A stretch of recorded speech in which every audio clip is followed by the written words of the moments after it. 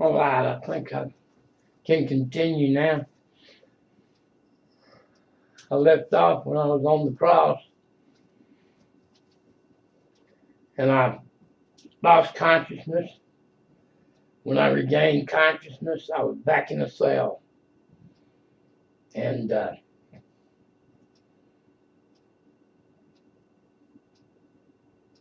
all was quiet. And everybody was standing and looking towards me. They were inside the craft, my brothers, my children, all the people that had been outside at the concert were inside. But they had changed. They all had long beards and long hair, and they were in robes, and they were just standing there like the terracotta warriors, silent, motionless, but alive, aware, I thought. And I was trying to communicate with them, but they just looked at me like they didn't hear me.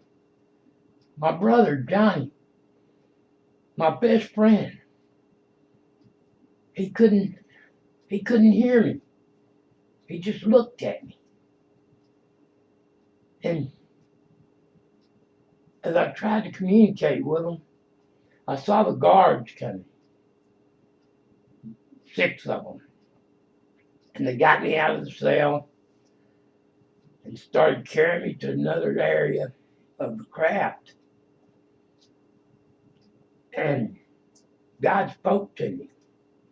He told me, said, son, if they take you through that door, you'll never come back. Swing. And I punched one of the guards. I swung at him as hard as I could.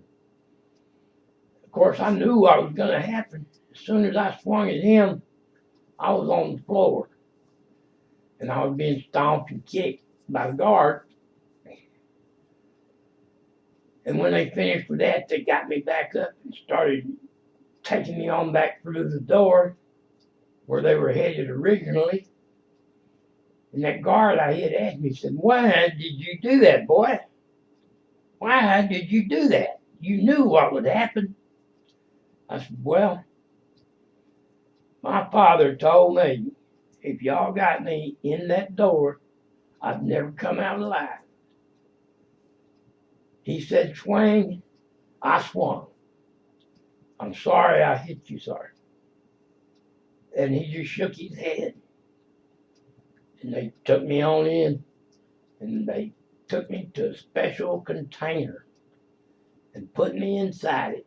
And what it was like a metal shower stall, sealed. And there was a walkway around it, a catwalk, and rails. And the only way you could approach it was down this railed off corridor and into the catwalk and circle around and then come to the door of the stall where I was being held. I was inside, and my father told me, he said, relax, son, take a hot shower. And the water came on, and it was hot and warm and comforting. And I just started to relax. And I wilted against the wall and just let the water pour over me because it seemed to take away my pain and take away my injuries and relieve me of the stress I'd been under. And I began to preach and speak in tongues or whatever. And I was getting the attention of the guards, and they were trying to come and stop me from creating a commotion. But my amigo Jose, my neighbor that used to live across the street from me here in Dallas, He had to flee back to Mexico because he had a murder charge or something they were trying to pin on him. So he went back to Mexico. He was an American citizen. He served in Vietnam. I believe with me and my brothers. I believe I was there in another body. Not Gary Hidden. I never went to Vietnam. I went to Germany. I was a radio teletype operator. I was stationed in Kaiserslautern, Germany. And the Vietnam tour is what I saw when I was on my journey. I was in different lives, seeing a light through the eyes of somebody just like me. Somebody that did not know anything about the spiritual side of life until it was time to be activated. It's like I was a sleeper cell waiting for the word to act. And I experienced it through many different lives. I experienced it, I believe I was in World War II. I believe I was in World War I. I believe I was in the Civil War several times. I believe I served in the militia during the Revolutionary War several times. I believed I was in the Pacific during World War II. Maybe Iwo Jima, I'm not sure. An island, I know that much. Sand and fleas and nothing anywhere except Japanese. But as I say, I can't, it was not me, but it was my consciousness. My spirit was in those other lives. And I was seeing it through the eyes of my spirit, who is now awakened in me. That's what happened when God touched me. He woke me up. He woke up the alien that is in me and let it have control. Let it come to the forefront. Let me experience the rest of my life through the eyes of this alien who had done all these marvelous things in his past. And lived so many lives. I believe I've been here since the dawn of time. And it's just a matter of recalling all the lifespans I've lived.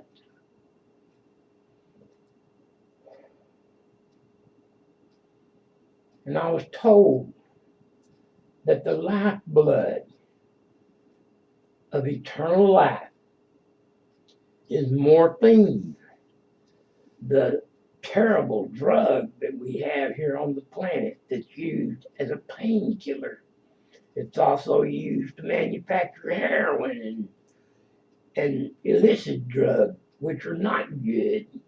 Not when I call for legalization of drugs, I'm not talking about heroin. No, sir. Heroin is a scourge of the devil. It's a man-made concoction that has evil intent, that brings the spirit out in a person, but in a very, very harmful way. It suppresses him. Where morphine, a small amount each day, keeps the spirit medicated so that he's in a happy place. And you, in turn, are a happy person, a loving person, a kind person. It's when your nutrient levels begin to get low as you age, You can't absorb it through the atmosphere like we do when we're children, when we're babies, when we're growing. We can absorb enough to let our bodies grow and mature. But when we reach a certain point, we can't get it through the atmosphere enough to keep us youthful. And we begin to age. And we call it a midlife crisis. We reach a certain peak, and then we start to decline. And that's when we can no longer absorb the nutrients we need from the food and the water we consume and the air we breathe and the sunlight on us. Hmm. Hmm. And if we supplement a small amount of morphine daily into our bodies, it will suppress the aging process. I'm not talking about being a junkie and doing morphine and going crazy. I'm talking about getting a small supplemental amount added to our daily consumption, like a vitamin, a morphine vitamin boost. And it will prevent aging in our bodies and extend our lives. And it's what gives us our eternal life, the alien life form that is in my head has morphine for blood.